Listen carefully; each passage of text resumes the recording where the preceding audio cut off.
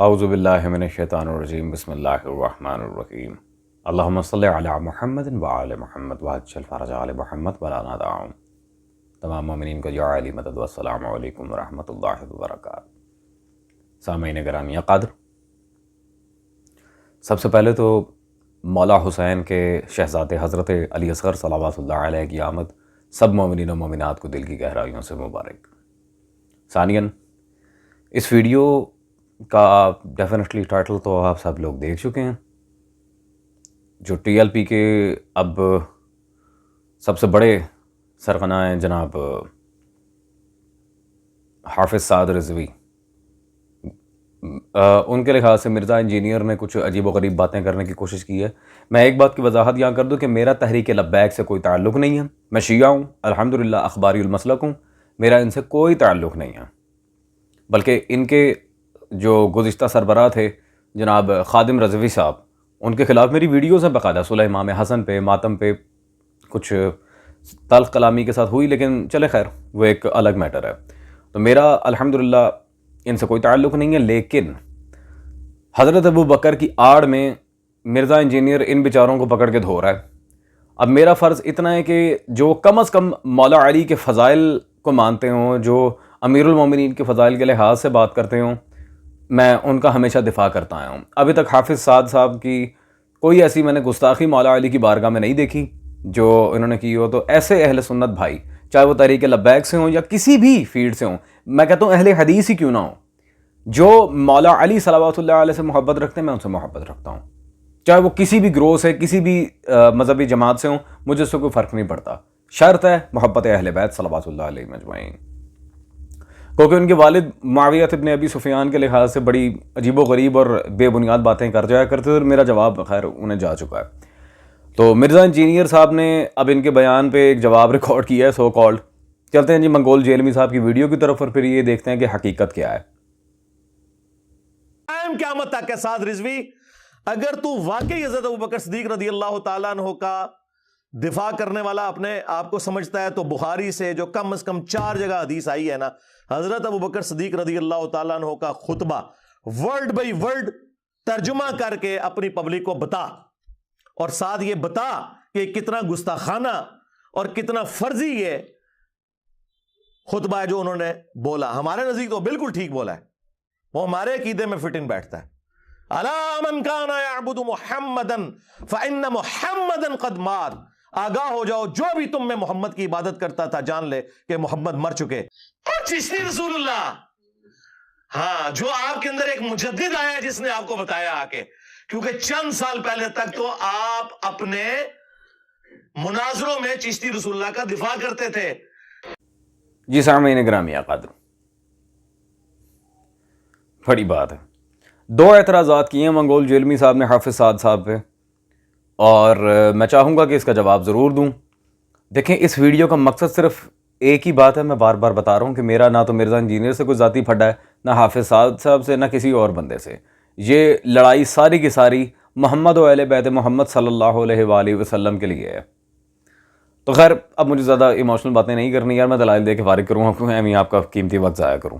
اچھا جی منگول جیلمی صاحب، آپ نے کہا ہے جی بخاری میں جو عبارت ہے، صحیح بخاری میں حضرت ابو بکر کا جو خطبہ ہے کہ من کان یعبد محمدا فان محمدا قد مات، یہ عبارت حافظ سعد صاحب ترجمہ کر کے پڑھیں جی تو میں نے مان جاؤں گا کہ حضرت ابو بکر کے لحاظ سے بڑے کلوز ہیں، ان کے بڑے دافع ہیں، ان کے بڑے دائی ہیں، یا پھر وٹ ایور، وہ ان پہ 295C لگے تو پتہ نہیں کیا عجیب و غریب بے تکی باتیں۔ تو منگول جیلمی صاحب، ہم آپ کو یہ بتاتے ہیں کہ یہ عبارت گستاخی ہے، جو رسول خدا صلی اللہ علیہ وسلم کو یہ کہہ کہ وہ مر چکے ہیں معاذ اللہ، وہ گستاخ ہے۔ اور اس کو منافقانہ جملہ کس نے کہا ہے؟ یہ آپ کے بابا جی طارق جمیل صاحب کی سیرت النبی صلی اللہ علیہ وسلم، میرے پاس کتاب موجود ہے، آئیں ذرا صفحہ نمبر 241، واضح انہوں نے یہاں پہ عبارت درج کی ہے۔ وفات کی خبر سن کر حضرت عمر کے ہوش جاتے رہے، انہوں نے کھڑے ہو کر کہنا شروع کیا کہ کچھ منافقین سمجھتے ہیں کہ رسول اللہ صلی اللہ علیہ وسلم کی وفات ہو گئی۔ یہ وہی طارق جمیل ہے جس کے ماشاءاللہ گن گاتے پھرتے ہیں، اور آپ کے بابا جی ہیں، اور آپ جا کے ان کی دست بوسیاں کرتے ہیں اور ان کی کتابوں کی تعریفیں کرتے ہیں، جیسے گلدستہ اہل بیت یا many more things like that۔ یہ وہی طارق جمیل ہے، اسی نے اپنی کتاب میں یہ بات کہی ہے. یہ حضرت عمر کہہ رہے تھے یہ منافقانہ جملہ ہے کہ رسول اللہ صلی اللہ علیہ وسلم مر گئے ہیں اور اس طرح کی بات، نعوذ باللہ من ذالک. عزیزان، اور پھر آیت سے وہ انک میت و انہم میتون کے لحاظ سے یہ باتیں کرتے ہیں، اس کا ہم نے درجنوں دفعہ جواب دے دیا کہ وہاں موت کا نعوذ باللہ وہ کنسیپٹ نہیں ہے جو عام بشر کو آتی ہے. رسول اللہ صلی اللہ علیہ وسلم کا معاملہ الگ ہے، اور اس پر درجنوں دلائل دیے تھے ہم نے کتب لغات سے، ماہرین لغات القرآن سے. کھا گئے ماشاءاللہ منگول جیلمی صاحب، سال پہلے یہ بھی جواب آیا ہمارا، زیادہ دور نہیں ہے. تو خیر اب بات صرف اتنی ہے کہ حضرت نے لہرا لہرا کے جو کتاب دکھائی ہے جی، یہ حشت بہشت، اس سے یہ چشتی رسول اللہ ثابت کرنے کے چکروں میں کہ ان کے بابوں نے پڑھایا. پہلی بات تو میں واضح کر دوں، ٹھیک ہے ان کے بابوں نے پڑھایا، میں کوئی انکار نہیں کرتا اس بات پہ، بالکل پڑھایا. اکابر علماء کے ہاں سے ان کتابوں کی توثیقات وغیرہ اور جو معاملات دیگر کتب میں ہیں، ٹھیک ہے پڑھایا، میں کب کہتا ہوں نہیں پڑھایا. لیکن خواجہ اجمیر رضوان اللہ تعالیٰ علیہ پہ آ کے ان کی ذات پہ آ کے بکواس کرنا کہ انہوں نے یہ کیا، یہ بکواس ہے. یہ ان کا کوئی شیخ مخدوم یوسف چشتی تھا جس نے یہ حرکت کی تھی. خواجہ کا نام یوسف تھا ہی نہیں، ان کا نام تھا حسن. خواجہ اجمیر نے یہ حرکت کی ہی نہیں ہے. تو خواجہ اجمیر رضوان اللہ تعالیٰ علیہ پہ آ کے اس طرح کی بکواس کرنے کا مطلب ہے کہ مرزا صاحب پرلے درجے کے جاہل اور احمق انسان ہیں، اور وہ ہیں بھی ماشاءاللہ. ران کو عربی میں وٹ کہتے ہیں. کیا یار خدا کی قسم. اچھا عزیزان، یہ باتیں تو ایک طرف حضرت ابو بکر کے لحاظ سے بات کلیئر کر لوں، اس کے بعد میں ذرا دوسرے کلمے پہ بھی آتا ہوں. رہ گئی حضرت ابو بکر کی بات، تو حضرت ابو بکر نے رسول اللہ کے بارے میں نہیں، اللہ تک کو نہیں چھوڑا. یہ حافظ سیوطی کی تاریخ الخلفاء میرے پاس موجود ہے. آئیں جی صفحہ نمبر 98، یہاں ان کے اقوال جمع کیے ہیں حافظ سیوطی نے بلحاظ فضائل، کہ لالقائی نے اپنی کتاب السنہ میں بحوالہ ابن عمر لکھا ہے. حضرت عبداللہ ابن عمر روایت کر رہے ہیں.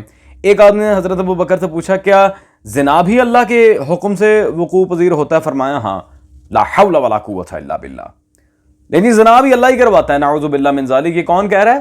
حضرت ابو بکر. اور روایت کون کر رہے ہیں؟ عبداللہ ابن عمر. حضرت عبداللہ ابن عمر روایت کر رہے ہیں کہ حضرت ابو بکر نے فرمایا تھا زنا بھی اللہ کے حکم سے ہی ہوتا ہے، نعوذ باللہ من ذالک.